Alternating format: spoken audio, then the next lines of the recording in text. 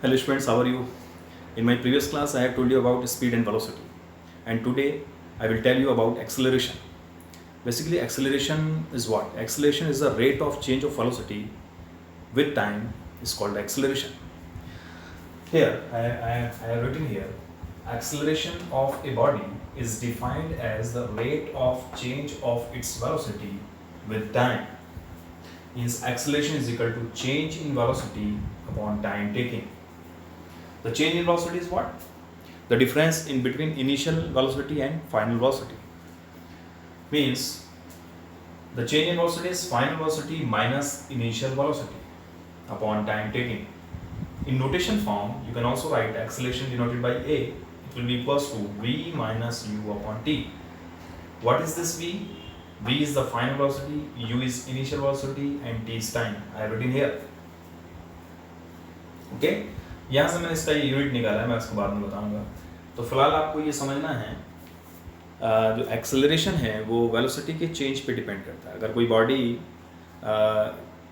की जो स्पीड है, वेलोसिटी है, वो ड्यूरिंग मोशन उसकी चेंज हो रही है, ठीक है, तो उसके अंदर एक्सेलरेशन प्रोड्यूस हो रहा है, उसके अंदर एक्सेलरेशन डेवलप हो रहा है, ठीक है. नहीं, अगर एक बॉडी कांस्टेंट स्पीड से मूव कर रही है यानी यूनिफॉर्म मोशन में है तो उसका जो एक्सेलरेशन होगा वो ज़ीरो होगा क्योंकि उसका स्पीड जो है वो कांस्टेंट है, ठीक है. और एक्सेलरेशन जो है वो चेंज इन वेलोसिटी पे डिपेंड करता है. जब वेलोसिटी में चेंज होगा तो एक्सेलरेशन की कुछ वैल्यू होगी, एक्सेलरेशन होगा. और जब वेलोसिटी में चेंज ही नहीं होगा, वेलोसिटी कांस्टेंट होगी, यूनिफॉर्म मोशन में कोई बॉडी अगर मूव कर रही होगी, तब उस केस में उसका एक्सेलरेशन ज़ीरो होगा, ठीक है. मैं अभी इसको कैलकुलेट करके आपको बताऊंगा किस तरह से ज़ीरो होगा, ठीक है. जैसे कि फॉर्मूला हमें मालूम है कि A is equal to v minus u upon t होता है, ठीक है. तो अगर कोई बॉडी कांस्टेंट स्पीड से मूव कर रही है तो उसका इनिशियल स्पीड और फाइनल स्पीड एक ही होगा, सेम होगा, ठीक है. तो जब इनिशियल और फाइनल सेम होगा, जैसे कि फॉर्मूले में आपने देखा A is equal to v minus u when if you will write here if v is equal to u, यानी कि किसी बॉडी का जो कि कांस्टेंट वेलोसिटी से स्पीड से मूव कर रही है, ठीक है, तो उसका एक्सेलरेशन जो है वो फार्मूले में जब इसको पुट करेंगे तो जीरो हो जाएगा. तो a is equal to v, अगर v is equal to u है तब v minus u becomes equals to zero because both are equal. So zero upon t, so acceleration is equal to zero. तो dear students, आपको ये बात समझ में आ गई होगी कि एक्सेलरेशन जो है वो चेंज पे डिपेंड करता है, यानी कि वेलोसिटी के चेंज पे डिपेंड करता है. और अगर वेलोसिटी में चेंज ही नहीं होगा तो एक्सेलरेशन बॉडी में नहीं होगा, एक्सेलरेशन उसका जीरो हो जाएगा. फॉर्मूले से भी आप इसको समझ सकते हैं कि अगर कोई बॉडी कांस्टेंट स्पीड से, मान लीजिए अगर कोई बॉडी रेस्ट में है, अगर कोई बॉडी रेस्ट में है तो तब भी उसका इनिशियल फाइनल सब सेम ही होगा क्योंकि बॉडी मूव ही नहीं कर रही है, तो उसका u और v एक ही होगा, ठीक है. तब उस केस में आप यहाँ देखेंगे v माइनस यू जीरो मिलेगा आपको, तो zero upon T becomes zero, a becomes equals to zero. तो either body is in rest or body moving with constant speed, constant velocity, then acceleration will be equals to zero. तो students, आपको यहाँ पर समझ में आ गया होगा जो चेंज है वो सबसे ज़्यादा इंपॉर्टेंट टर्म है यहाँ पर, ठीक है. तो आप ऐसा नहीं कर सकते कि acceleration is equal to velocity upon time करेंगे, और अगर आप ऐसा करते हैं a इज इक्वल टू, कुछ स्टूडेंट्स कन्फ्यूजन में कर देते हैं v अपॉन t, जो कि गलत है, ठीक है. It's wrong thing actually. Okay, you have to write change with this velocity here. तो when you write this change with velocity, that will be the correct thing. Okay, तो change in velocity upon time, this is the acceleration. Okay, इसके बाद हमने देखा, यहाँ मैंने ये सब नोटेशन जो है आपको डिफाइन कर दिए हैं. a is acceleration, v final velocity, u initial, t is time here. देखिए यहाँ पर a, v, u ये सब वेक्टर क्वांटिटीज हैं, इसलिए हमने इनको वेक्टर साइन के साथ लिखा है. t एक स्केलर क्वांटिटी है तो t के ऊपर हमने वेक्टर साइन नहीं लगाया. देखिए यहाँ पर सब वेक्टर साइन लगे हुए हैं, t पर वेक्टर साइन नहीं लगाया क्योंकि t एक स्केलर क्वांटिटी है, ठीक है. अच्छा, a वेक्टर क्वांटिटी है. वेक्टर क्वांटिटी क्यों है? वो इसलिए है क्योंकि a वेलोसिटी पे डिपेंड करता है. एक्सेलरेशन किस पे डिपेंड करता है? वेलोसिटी पे डिपेंड करता है. मैंने बताया था आपको कि कोई भी फिजिकल क्वांटिटी अगर किसी अदर फिजिकल क्वांटिटी पे डिपेंड करती है, ठीक है, तो उसकी जो वो क्वांटिटी स्केलर होगी या वेक्टर होगी, वो उसी क्वांटिटी पे डिपेंड करता है जिस पर वो डिपेंड करती है एक्चुअली. तो यहाँ पर मैंने बताया आपको, देखो a जो है वो वेलोसिटी पे डिपेंड करता है, ठीक है. वेलोसिटी स्केलर वेक्टर क्वांटिटी है, इसलिए एक्सेलरेशन भी वेक्टर क्वांटिटी होगा, ठीक है.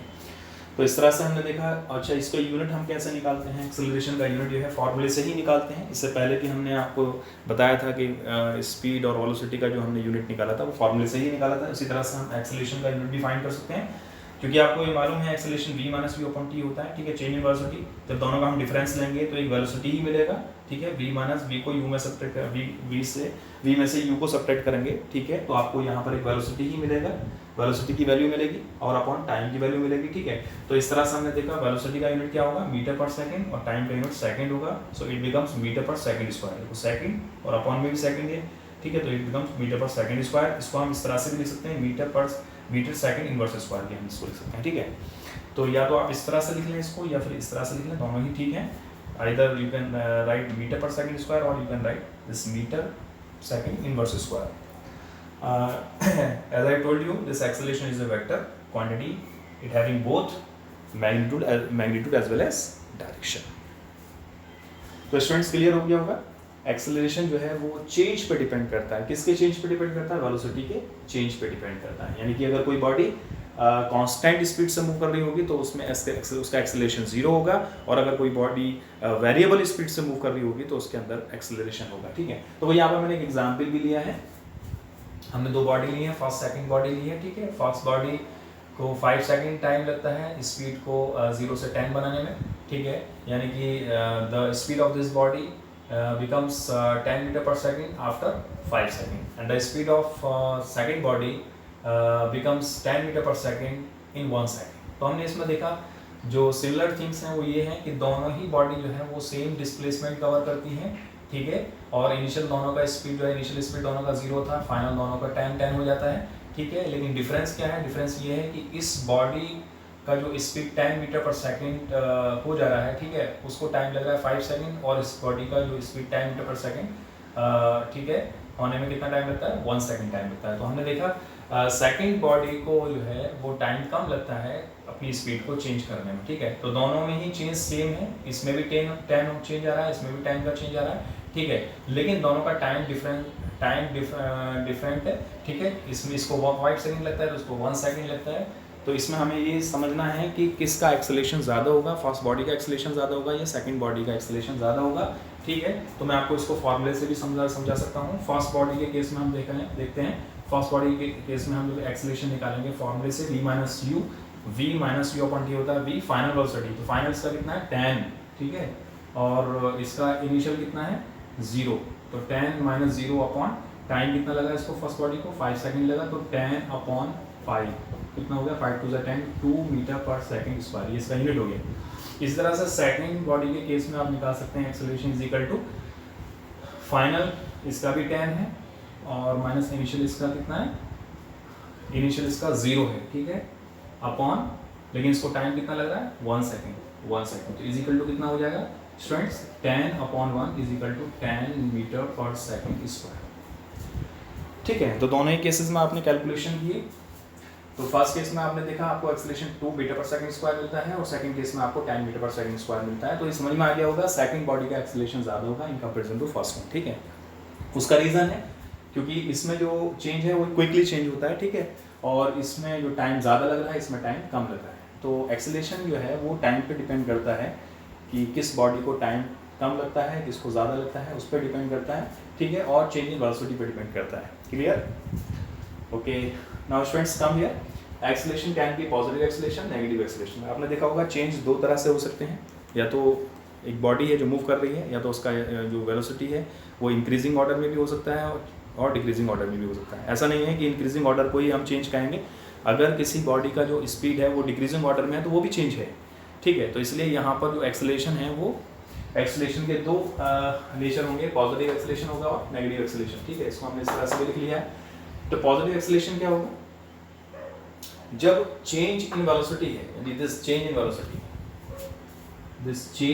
Velocity is in increasing order, यानी कि जब change in velocity increasing order में होगा तब एक्सेलरेशन पॉजिटिव होगा। इसी तरह से नेगेटिव एक्सेलरेशन में हमने देखा जब change in velocity decreasing order में होगा तब उस केस में उसको हम नेगेटिव एक्सेलरेशन कहेंगे, ठीक है। मैंने एग्जाम्पल से भी आपको समझाया है। फर्स्ट एग्जाम्पल में आप देखिएगा जब पॉजिटिव एक्सेलरेशन के केस में यहाँ आप देख रहे हैं इंक्रीजिंग ऑर्डर में इसका जो वेलोसिटी है, ठीक है, in a given time you have taken this 40 kilometre per hour, it is the speed of, it is the velocity of this car, okay. After some time it becomes 60 kilometre per hour and then it becomes 90 kilometre per hour. तो यहाँ पर आप देख रहे हैं the velocity जो है वो इंक्रीजिंग ऑर्डर में है, ठीक है। तो यहाँ पॉजिटिव एक्सेलरेशन है, ठीक है, और इस केस में होगा direction of change in velocity is same as in the direction of motion. ये आप कैसे निकालेंगे, जो डायरेक्शन है किसका, चेंज इन वेलोसिटी का डायरेक्शन होगा वो सेम होगा किसके, in the direction of motion यानी जिस डायरेक्शन में कार मूव कर रही है उसी डायरेक्शन में जो है वेलोसिटी के चेंज का डायरेक्शन भी होगा, ठीक है। उसको हम निकाल सकते हैं। चेंज इन वेलोसिटी क्या होता है, v माइनस यू, ठीक है। तो यहाँ हम देख रहे हैं, देखिए इन दो केस के लिए ले लेते हैं, ठीक है। यहाँ पर हमने 3 लोकेशन ली हैं, A, B एंड C। इसी तरह से इसको हमने ले लिया A, B एंड C। तो हमने इन दोनों पोजीशन के बीच में लिया है, इसको इनिशियल ले लिया, इसको फाइनल ले लिया। तो फाइनल वेलोसिटी कितना है, 60 माइनस इनिशियल आपका हो गया 40, now it becomes what, 20, it becomes 20 kilometre per our, 20 kilometre per our, ठीक है। तो स्टूडेंट्स समझ में आ गया होगा, यहाँ हमने फाइनल इसको लिया है, इन दो पोजीशन के केस में ले लिया है, ठीक है। फाइनल ये हो गया, इनिशियल ये हो गया, तो 60 माइनस 40 आपको 20 मिला and this 20 is with a positive sign. तो यहाँ जो वैल्यू आपको मिली है वो पॉजिटिव वैल्यू मिली, ठीक है, यानी कि पॉजिटिव डायरेक्शन, इसको हमने पॉजिटिव डायरेक्शन लिया। जिस डायरेक्शन में कार मूव कर रही है, जिस डायरेक्शन में कार ट्रैवल कर रही है, ये पॉजिटिव डायरेक्शन है और इसके जस्ट अपोजिट डायरेक्शन को हमने नेगेटिव लिया है, ठीक है। तो यहाँ हमने देखा जो चेंज इन वेलोसिटी है वो एक पॉजिटिव वैल्यू मिलती है, ठीक है। तो जो डायरेक्शन होगा, direction of change in velocity होगा is the same as the direction of motion, ठीक है। दोनों का डायरेक्शन सेम है, कार पॉजिटिव डायरेक्शन में मूव कर रही है और चेंज इन वेलोसिटी भी पॉजिटिव आता है, ठीक है। अब इसी तरह से हम जो है सेकंड केस में हम देखते हैं, यहाँ जो डायरेक्शन होगा चेंज इन वेलोसिटी का वो जस्ट अपोजिट होगा किसके, डायरेक्शन ऑफ मोशन के, ठीक है। तो इस केस में हमने देखा A और B केस में हमने निकाला है, तो B पर हमने दिया फाइनल वेलोसिटी कितना है 30, तो हम देखेंगे यहाँ पर v minus u is equal to 30 minus 60। तो स्टूडेंट्स ये आपको मिलता है माइनस 30, सॉरी ये आपको मिलता है -30 kilometre per our. Dear students देखिए यहाँ आप देखिएगा ये वैल्यू आपको नेगेटिव मिलती है, कैसी वैल्यू मिलती है, नेगेटिव वैल्यू मिलती है। तो इससे आपको क्लियर हो गया होगा कि यहाँ जो direction of change of velocity है वो अपोजिट होगा किसके, डायरेक्शन ऑफ मोशन की, ठीक है। तो चेंज इन वेलोसिटी का जो डायरेक्शन है वो अपोजिट है, हमने देखा ना, नेगेटिव साइन किसको शो कर रहा है, नेगेटिव साइन अपोजिट डायरेक्शन को शो कर रहा है, पॉजिटिव डायरेक्शन जो मोशन की डायरेक्शन है उसको हमने पॉजिटिव डायरेक्शन लिए, ठीक है। तो इस तरह से यहाँ जो चेंज इन वेलोसिटी है वो नेगेटिव साइन के साथ आता है, ठीक है। तो इसका डायरेक्शन कैसा होगा, जस्ट मोशन की डायरेक्शन के अपोजिट होगा। तो ये सेकंड केस हो गया आपका नेगेटिव एक्सेलरेशन। तो नेगेटिव एक्सेलरेशन क्या है, जो चेंज इन वेलोसिटी है वो डिक्रीजिंग ऑर्डर में होगी और चेंज इन वेलोसिटी का डायरेक्शन जो है वो मोशन की डायरेक्शन के जस्ट अपोजिट होगा। तो स्टूडेंट्स आपको ये समझ में आ गया होगा, ये सारे पॉइंट समझ में आ गए होंगे। एक्सेलरेशन क्या होता है, उसका फॉर्मूला क्या है, एक्सेलरेशन के फैक्टर्स पर डिपेंड करता है, चेंज इन वेलोसिटी पर डिपेंड करता है, टाइम पर डिपेंड करता है, ठीक है। और एक्सेलरेशन का unit metre per second square है, क्योंकि हमने इसी से निकाला है, मीटर पर सेकंड वेलोसिटी का है, अपॉन टाइम का यूनिट सेकंड हो गया तो मीटर पर सेकंड स्क्वायर हो गया, और so you can write metre second inverse square, okay. और क्योंकि एक्सेलरेशन वेलोसिटी पर डिपेंड करता है इसलिए एक वेक्टर क्वांटिटी है, ठीक है, and having both the things magnitude as well as direction, ठीक है। उसके बाद हमने बताया आपको एक्सेलरेशन कैन बी पॉजिटिव और नेगेटिव, ओके। पॉजिटिव कब होगा, जब वेलोसिटी इंक्रीजिंग ऑर्डर में होगी, और नेगेटिव कब होगा, जब वेलोसिटी डिक्रीजिंग ऑर्डर में होगी।